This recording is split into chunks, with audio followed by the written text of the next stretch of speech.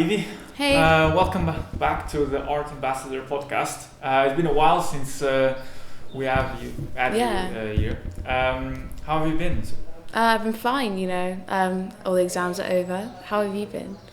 I've been good. I'm preparing as well, helping you as well in the process. So I've been busy overall. But I wanted to touch base with you because there's happened a lot in the past weeks. Your exam, putting on the exhibition, refining your ideas. So let's dive in right away and tell us about how your exam went. I think it went okay. It was definitely unexpected, but overall I'm really proud of my final piece. Was there any event or anything that you kind of stood out from the experience of exam? Well, I think definitely the planning process was the most intense bit, and then when it actually happened, obviously it was everyone was quiet for 2 days straight, and it was a big stress. But the end was definitely the most stressful part because I had to make some last minute changes. Mm-hmm. But overall it went really well. I think everyone in the whole year group's really proud of their work.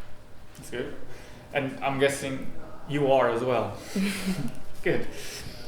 So, since the last time you spoke, there's quite a few weeks that I'm sure that you had plenty of time to refine and develop a bit even more your ideas.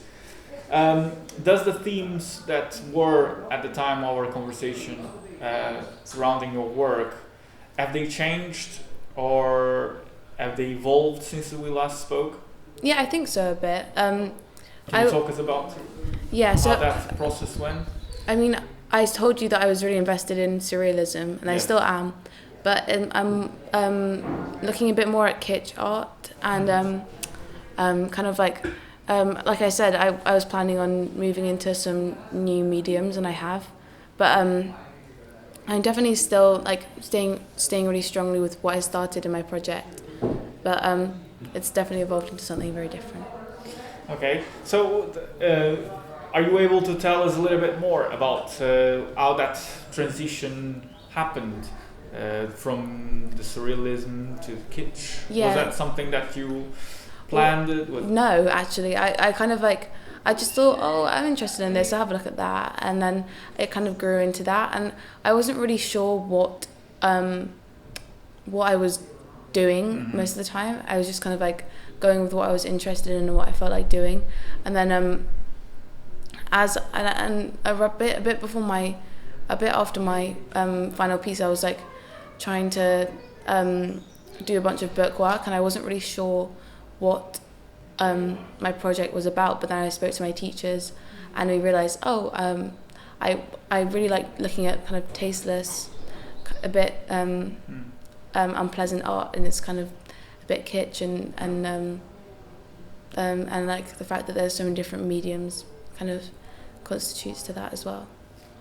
Okay, so there was a process to it that you kind of then consulted and with teachers and then looked at artists. I'm assuming that also touched on that themes of kitsch. Yeah, definitely. Can you name a few? Well, I can't pronounce, but Takashi Murakami, because he does different different mediums that are highbrow and lowbrow. And I was talking to Miss McVicker about avant-garde and kitsch and different essays like that, and it was actually really interesting to learn about where everything came from. Great, awesome. So that's useful information for the people that are listening, because as we're talking, I'm going to put some images of your work so that there is some visual references to that. So I'm also interested from this process since our last conversation. Were there any experiments that didn't go according to plan leading up to the exam? Yes, because I expected to just be doing photography for my final piece, but then right at the end of the exam, I spoke with my teachers and we decided that it would be better. It would substantiate my project more if I did some paintings as well. Mm-hmm. And it was kind of unexpected, but I'm really glad I did it because it kind of makes it a bit more well-rounded, and also Yes. like my painting skills aren't super duper strong. I mean, my photography skills even. And I liked that I could like do a bunch of different mediums, because then I could like Yeah. boost up my grade a bit, hopefully. Yeah, of course, yeah, and you're quite talented with your painting, so Thank you. that helps. So, did these experiments that didn't go to plan, was there a particular way that you decided to problem solve it, or in order to refine and iron out those problems? Well, I was having issues with making my project coherent. Okay. And so I knew I was really interested in surrealism and club kid art and kind of performance art and stuff like that. And so I kind of went through my book, and I decided to go back and include some more research about that. Okay. But yeah, I think like there was also some problems with like when I was making my backgrounds and stuff, kind of having them to look more uniform. So I went back and I measured them more, but just generally like it was very much like slowly improving things and refining bits here and that's part of the changes. process as well. Yeah. Every little stage, you take attention, you look at the other artists, you consult with your teachers, and you kind of move forward steadily. Yeah. So, I mean, having all that experience of failed experiments and learning from that experience, is there a piece from that resulted from your exam or up to now that you are most proud of, and if you can explain why? I'm actually really proud of the props I made for the photos. I wasn't expecting to. I wasn't planning on spending much time on them, but then I like had a lot of downtime over the lockdown, so I just had nothing else to do really. But I thought they turned out kind of good, so that's why I included them in the exhibition.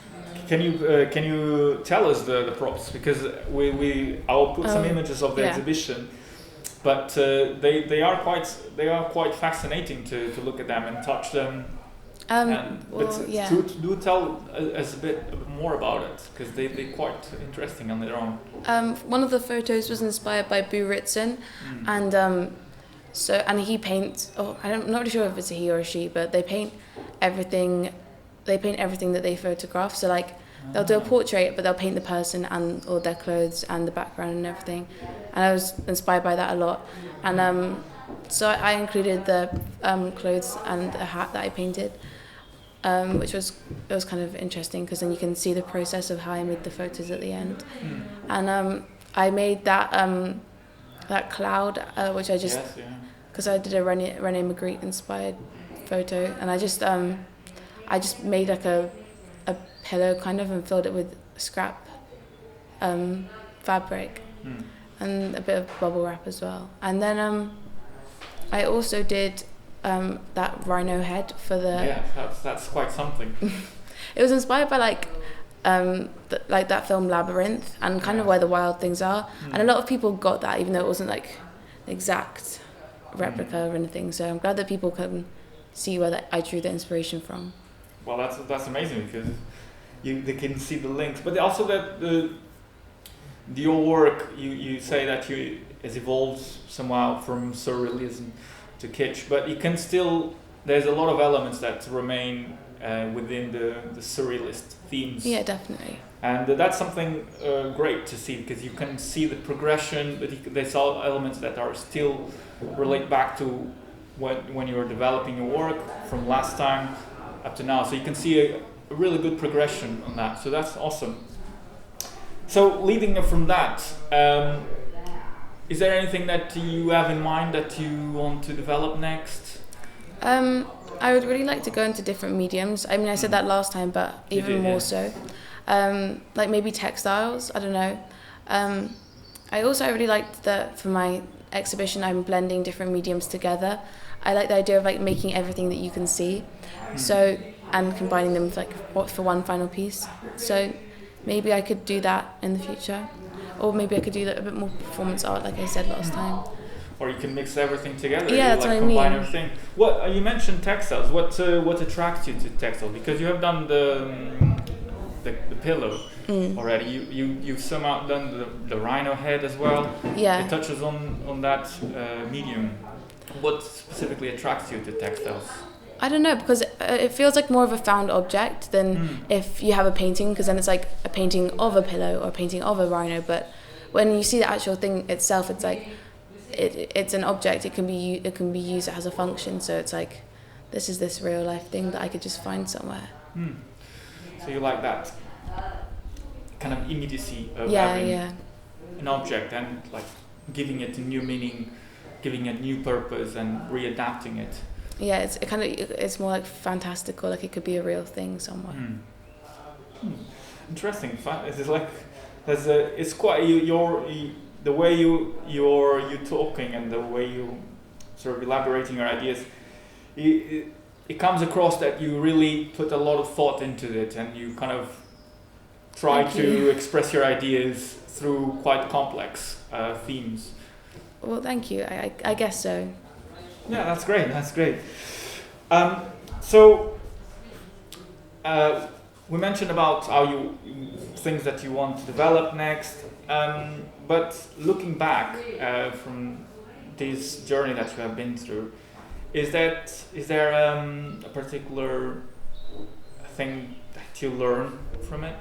Is there something that you take as something valuable that you're like, oh yes, that was an important learning point that I want to take forward? Well, in terms of this whole year, definitely I've learned to be more bold and be more confident in making decisions, because especially compared to GCSE, like it was a lot more rigid and kind of like an art lesson, but this is more like learning how to be an artist. Oh, that's a very good point. Yeah. So you find you are getting that freedom. Yeah, definitely. To express yourself and explore different things. I've never had the experience of like complete creative freedom, and it's like it's very intimidating at first, and it's like you just have to do whatever you want, and I feel like it's good because we're being taught obviously classical skills and stuff, because all the teachers know how to teach us that, but they're also like letting us like learn how to like know references and it's like a bit of everything. It's like art history. I've learned about like fine art technique, and also just like being able to like substantiate and create a project and an art piece yourself. Yeah. And curation for the exhibition. Well, that's a very important element as well. As all part of being an artist, visualizing how your work is going to be presented to the spectator. That has been a great conversation with you, Evie. It has been really insightful. I'm sure that when we put this together, it will really come across. So, big thank you for your time Thank you so much. Your sharing of your ideas.